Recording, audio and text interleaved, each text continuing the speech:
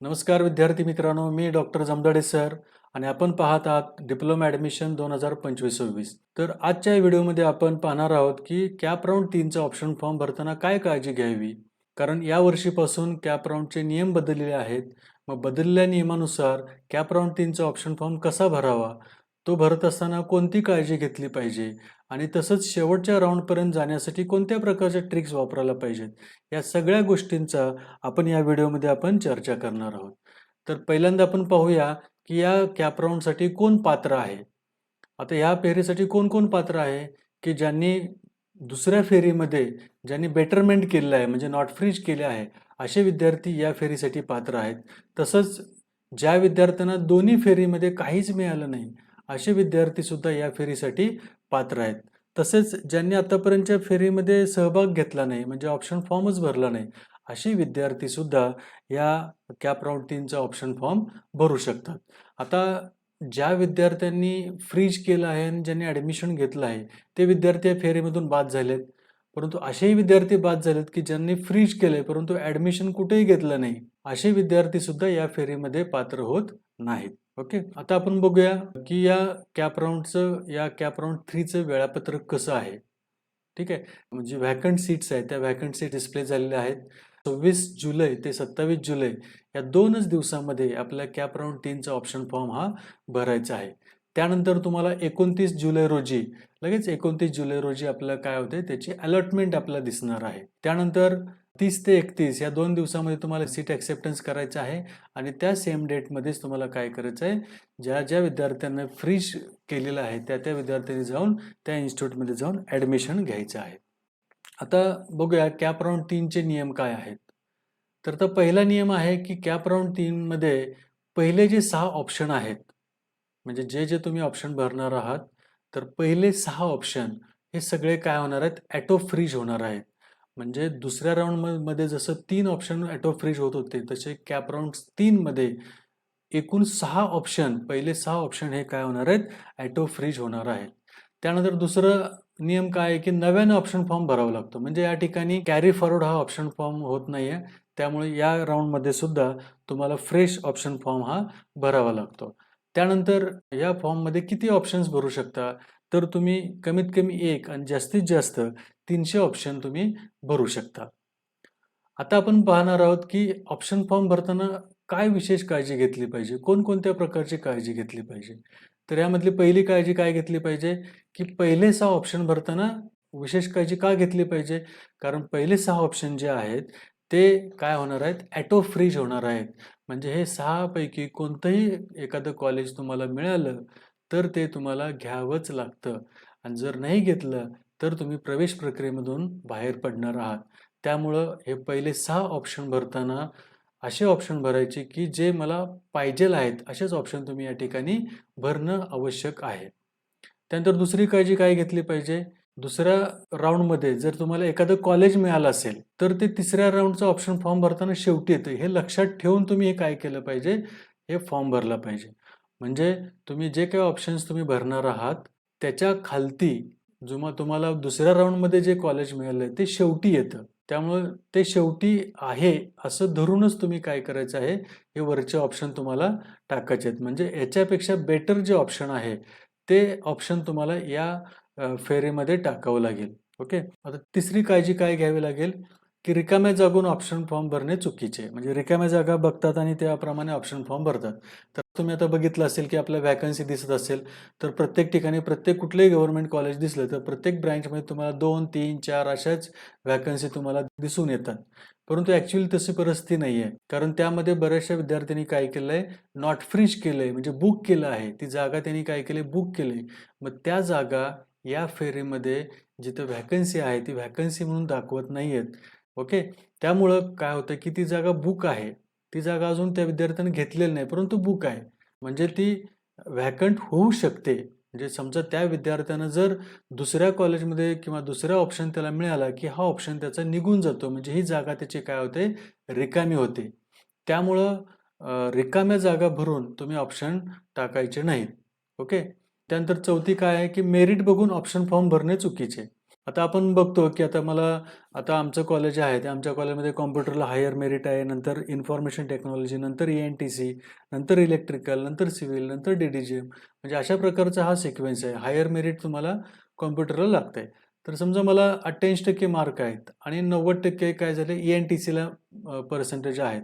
तर मी असं विचार करायचा आहे का, की मला आता ENTC मिळणारच नाही, मग मी कशाला ऑप्शन टाकू? त्यापेक्षा मी दुसरे कुठलेतरी ऑप्शन टाकू. तर अशा प्रकारची चूक करायची नाही. आपला जो सिक्वेन्स आहे, आपला पहिला कॉम्प्युटर पाहिजे तर कॉम्प्युटर टाका, दुसरा इन्फॉर्मेशन टेक्नॉलॉजी पाहिजे इन्फॉर्मेशन टेक्नॉलॉजी टाका आणि तिसरा ENTC टाका आणि चौथा तुमचा जो काही इलेक्ट्रिकल आहे, तो इलेक्ट्रिकल तुम्ही टाकू शकता. म्हणजे तुम्हाला क्रम पाहिजे, त्या क्रमानेच तुम्ही काय करायचं आहे, हा ऑप्शन फॉर्म काय करायचा आहे, भरायचा आहे. ओके. म्हणजे मेरिट बघून तुम्ही कोणत्याही प्रकारचा ऑप्शन फॉर्म भरायचा नाहीये. ठीक आहे. आता दुसरं आहे, की आता आपण कुठली काळजी घेतली पाहिजे, काय-काय घेतले पाहिजे, सर्वाची आपण काय केले, चर्चा आपण केलेली आहे. तर विद्यार्थी मित्रांनो, आतापर्यंत आपण बघितलं, की ऑप्शन फॉर्म भरताना काय-काय काळजी घेतली पाहिजे. तर हे जे 4 मुद्दे आहेत, हे 4 मुद्दे व्यवस्थितपणे लक्षात ठेवले, तर तुमचा ऑप्शन फॉर्म भरताना कोणत्याही प्रकारची चूक होणार नाही. पुन्हा एकदा मी रिपीट करतो, की पहिले 6 ऑप्शन भरताना व्यवस्थित काळजी घ्या. नंतर दुसरी गोष्ट महत्त्वाची आहे, की तुम्हाला दुसऱ्या राउंडमध्ये तुम्हाला एखादं कॉलेज मिळालं असेल, तर ते कॉलेज तुम्ही ऑप्शन फॉर्म भरत असताना शेवटी येणार आहे. त्यामुळे त्या मिळालेल्या ऑप्शनपेक्षा चांगला ऑप्शन हा आपण काय केलं पाहिजे, चांगले सगळे ऑप्शन्स हे वरती आपल्याला भरावे लागतील. आणि रिकाम्या जागा भरून ऑप्शन फॉर्म का भरू नये, ते तर आपण आता चर्चा केली. त्यानंतर मेरिट बघून का ऑप्शन फॉर्म भरू नये, ते कसं चुकीचं आहे, ते सुद्धा आपण ह्याच्यामध्ये आपण चर्चा केलेली आहे. तर आता आपण बघूया एक ट्रिक.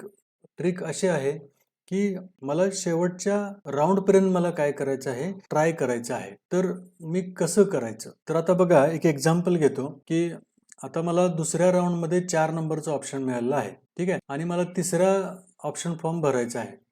तर हे मला माहिती आहे, की तिसऱ्या ऑप्शन फॉर्ममध्ये हे जे 6 ऑप्शन्स आहेत, हे सगळे 6 पैकी कोणताही एक ऑप्शन मला मिळाला, तर तो काय होणार आहे, ऑटो फ्रीज होणार आहे. तर हा मला दुसऱ्या राउंडमध्ये मला हा ऑप्शन मिळालेला आहे. समजा हा जो दुसऱ्या राउंडमधला जो ऑप्शन आहे, तो ऑप्शन कोणता आहे, की government residence women's polytechnic Tasgaon इथला इलेक्ट्रिकलचा मिळालेला आहे. ओके. तर माझा ट्राय कशावरती आहे, की मला कॉम्प्युटर मिळाला पाहिजे. कॉम्प्युटर नाही मिळालं तर इन्फॉर्मेशन टेक्नॉलॉजी मिळायला पाहिजे. तो नाही मिळाला तर इलेक्ट्रॉनिक्स अँड टेलिकम्युनिकेशन मिळायला पाहिजे. म्हणजे हे 3 ऑप्शन जर नाही मिळाले, तर जो मला दुसऱ्या राउंडमध्ये मिळाला जो इलेक्ट्रिकल आहे, तो मला हवा आहे. तर मग मी ऑप्शन फॉर्म हा जो तिसरा आहे, तो कसा भरायचा? आणि हे भरून समजा मला ह्यापैकी 3 पैकी मिळत नसेल, परंतु मला 4थ्या राउंडला जायचं आहे. शेवटच्या राउंडला सुद्धा मला ट्राय करायचं आहे. तर मी कशाप्रकारे ऑप्शन फॉर्म भरायला पाहिजे? तर बघा, हा ऑप्शन फॉर्म भरत असताना काय करायचं, की पहिले 3 जे ऑप्शन्स आहेत, हे पहिला कॉम्प्युटर टाकला, नंतर IF टाकला, नंतर ENTC टाकला. हे 3 ऑप्शन टाकल्यानंतर तुम्ही हे जे दुसरे राहिलेले 3 जे ऑप्शन आहेत, कारण पहिले 6 ऑप्शन जे ऑटो फ्रीज आहेत, म्हणजे हे जे राहिलेले 3 ऑप्शन आहेत, हे असे ऑप्शन टाकायचे, की जे आपल्या मेरिटला मिळालेच नाही पाहिजेत. ओके. मग आता मी काय करणार, की गव्हर्नमेंट पॉलिटेक्निकचे जे कॉम्प्युटरचा जो ट्रेड आहे, त्याला हायर मेरिट लागलेलं आहे. जसं कराड आहे, पुणे आहे, औरंगाबाद आहे, नाशिक आहे. म्हणजे ह्या कॉलेजचे कॉम्प्युटरचे जे मेरिट आहे, ते हाय मेरिट लागलेलं आहे. आणि त्यामुळं ते काय मला मिळणारच नाही. मग असे जे ऑप्शन्स आहेत, ते ऑप्शन असे कॉलेज जे आहेत, ते कॉलेज मी काय केलं 4 नंबर, 5 नंबर आणि 6 नंबर या ऑप्शनमध्ये हे या ठिकाणी मी टाकलेले आहेत. म्हणजे माझा पहिला ऑप्शन काय झाला तासगावचा कॉम्प्युटर, दुसरा तासगावचा इन्फॉर्मेशन टेक्नॉलॉजी, तिसरा माझा ENTC आणि हे मी GPचे कॉम्प्युटर सगळे टाकून दिले. म्हणजे असे हे 6 ऑप्शन झाले. म्हणजे ह्या 6 पैकी मला खालचे 3 हे मिळणारच नाहीयेत. आणि हा कसा आहे, हा ट्रेड आहे तो माझा काठावरचा आहे. ओके. मग मला याच्यापेक्षा हा मिळाला तर मला चालतोय. त्यामुळे मी काय करणार आहे, मी अशा प्रकारचा ऑप्शन फॉर्म भरणार.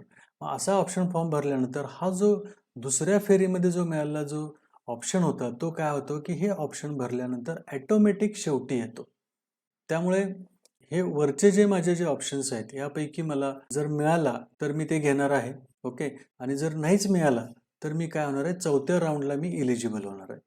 म्हणजे मी 4थ्या राउंडला सुद्धा ऑप्शन फॉर्म भरू शकतो. म्हणजे 4थ्या राउंड सुद्धा मला ऑप्शन फॉर्म भरता येतो. त्यामुळं अशा प्रकारचा जर तुम्ही ऑप्शन फॉर्म भरलात तर तुम्ही चौथ्या राऊंडला तुम्ही जाऊ शकता. ठीक आहे.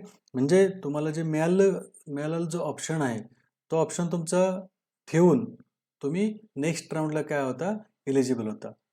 आता काही केसमध्ये कसं होतं की बऱ्याच जणांच्या लक्षात येत नाही की हा जो आपल्या अगोदरच्या राऊंडमध्ये मिळालेला ऑप्शन आहे तो शेवटी येतो, हे लक्षातच नसतंय. मग ते काय करतात, की आता मी कॉम्प्युटर टाकला, IT टाकला, ANTC टाकला. मग इथे मी काय करतोय, की समजा मी दुसरं कोणतं तरी कॉलेज आहे जे लोअर मेरिट आहे किंवा प्रायव्हेट आहे, असे काही ऑप्शन मी वाढवतो. कारण मला आता मिळत नाहीये, तर आता मी ह्याच्यापेक्षा मग अजून जरासंही दुसऱ्या कॉलेजचं CO टाकतो, दुसऱ्या कॉलेजचं IT टाकतो किंवा दुसऱ्या कॉलेजचं ANTC टाकतो. मग असे जर ऑप्शन मध्ये टाकले आणि समजा ते चुकून मिळालेच, तर हा जो मिळालेला सेकंड राऊंड मधला ऑप्शन होता तो तुमचा निघून जातो आणि तो तुम्हाला मिळतो. मग तुमचं जे टार्गेट होतं की मला याच कॉलेजमधला ट्रेड पाहिजे, की जो तुम्हाला अगोदर मिळालेला आहे. परंतु तुम्ही ऑप्शन फॉर्म भरताना चुकल्यामुळं तुमच्या हातातून हा ट्रेड निघून जातो आणि तुम्हाला या कॉलेजच्या व्यतिरिक्त दुसरं कॉलेज मिळालं असतं. मग तिथे जाऊन तुम्हाला काय करावं लागतं, प्रवेश घ्यावा लागतो. कारण ते पहिल्या 6 मध्ये येऊन जातं. ठीक आहे. तर हे अशा प्रकारे जर तुम्ही ऑप्शन फॉर्म भरलात, तर तुम्ही आहे तो ऑप्शन होल्ड करून तुम्ही नेक्स्ट राऊंडला सुद्धा काय करू शकता, एलिजिबल होऊ शकता. ठीक आहे. आता काही विद्यार्थी असे येतात, भेटतात, की सर आम्हाला दोन्ही राऊंडमध्ये आम्ही हे ऑप्शन टाकले तरी आम्हाला मिळत नाही. तर आम्ही काय करायला पाहिजे? तर त्यांना एकच सांगणं आहे, की तुमचं जे मेरिट आहे, तुमचे जे पर्सेंटेज आहेत आणि ते जे तुम्ही टाकताय ते ऑप्शन जे आहेत, त्यांचं मेळ बसत नाहीये. म्हणजे काय, की ते मेरिट तुमच्यापर्यंत येत नाहीये. तुमच्यापेक्षा ते हायर मेरिट लागलेलं आहे. त्यामुळे तुम्हाला तो ट्रेड किंवा ते कॉलेज मिळत नाहीये. मग आता तुम्हाला काय करायला पाहिजे, की आता तुमच्या लक्षात आलंय, की हे जे ट्रेड आहेत किंवा हे जे कॉलेज आहे, हे माझ्या पर्सेंटेजमध्ये आणि याच्यामध्ये खूप तफावत आहे. म्हणजे हे मिळणं मला आता मुश्किल आहे. अशा प्रकारची स्थिती त्या ठिकाणी तयार झालेली आहे. मग आता मला काय करायला पाहिजे, की मला जर डिप्लोमाच करायचा असेल, तर मला काय करावं लागेल, की जे काय आता माझ्या आसपास जे काही कॉलेजेस आहेत, मग ते गव्हर्नमेंट असो, प्रायव्हेट असो, यापैकी मला जे काही चांगलं कॉलेज वाटतंय, त्या कॉलेजचे मला ऑप्शन टाकावे लागतील आणि ते सुद्धा मला सिक्वेन्सली टाकावे लागतील. कारण पहिले 6 ऑप्शन हे ऑटो फ्रीज होणार आहेत. त्यामुळे तशा प्रकारे विचार करून मला काय करावं लागेल, ऑप्शन फॉर्म हा भरावा लागेल. तर अशा ह्या सगळ्या गोष्टी जर लक्षात ठेवून तुम्ही जर ऑप्शन फॉर्म भरलात, तर कोणत्याही प्रकारची चूक ही होणार नाही. कारण मी आता बघतोय, की जो सेकंड राउंड झाला, त्या सेकंड राउंडमध्ये बरेच पालक असे भेटले, की त्यांना पहिल्या राउंडमध्ये मिळालेला होता एक ट्रेड, चांगला ट्रेड मिळाला होता. परंतु सेकंड राउंडचा ऑप्शन फॉर्म व्यवस्थित न भरल्यामुळं तो पहिला मिळालेला चांगला ट्रेड सुद्धा त्यांच्या हातातून गेला आणि त्यांना दुसरंच कॉलेज मिळालं. मग ते आमच्याकडे येतात, "सर आम्हाला पहिल्याच राउंडमधलं आम्हाला कॉलेज पाहिजे." तर तसं होत नाही. ते तुमचं जातं, त्यानंतरच तुम्हाला दुसरं मिळालेलं असतं. त्यामुळं अगोदरच्या राउंडमधलं कुठपर्यंत राहतं, जोपर्यंत पुढच्या राउंडमध्ये जोपर्यंत मिळत नाही, तोपर्यंत ते अगोदरच्या राउंडमधलं होल्ड असतं. मी नॉट फ्रीज केलंय म्हणजे ते माझ्याजवळ आहे, मला मिळालंय, ॲडमिशन आहे माझं, असं गृहीत धरू नका. जोपर्यंत तुम्ही ॲडमिशन घेत नाही, तोपर्यंत ग्रेड फिक्स होत नाही. त्यामुळं तुम्ही काय करायचं आहे, ऑप्शन फॉर्म भरताना व्यवस्थितपणे काळजीपूर्वक जर भरलात, तर तुम्हाला कोणताही त्रास होणार नाही. धन्यवाद.